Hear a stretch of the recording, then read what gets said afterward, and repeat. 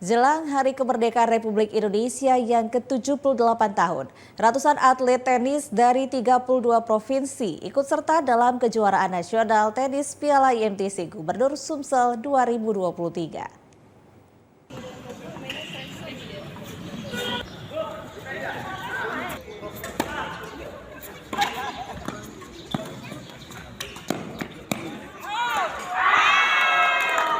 Sumatera Selatan kini menjadi incaran para bibit baru atlet tenis Indonesia dalam rangka Hari Kemerdekaan Republik Indonesia ke-78 tahun 2023.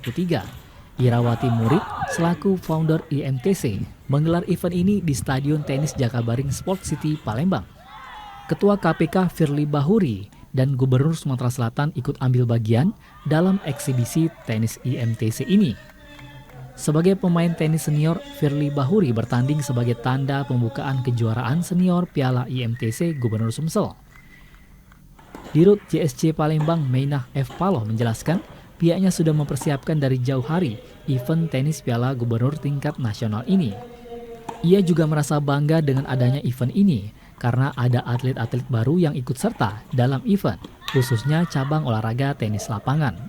Sangat mengapresiasi kepada atlet-atlet yang akan menjadi atlet dan atlet. Paling tidak ini bisa bermanfaat untuk calon atlet dan juga atlet itu sendiri untuk berlatih. Dan kita berharap banyak melahirkan atlet-atlet Sumsel dalam kancah nasional maupun internasional.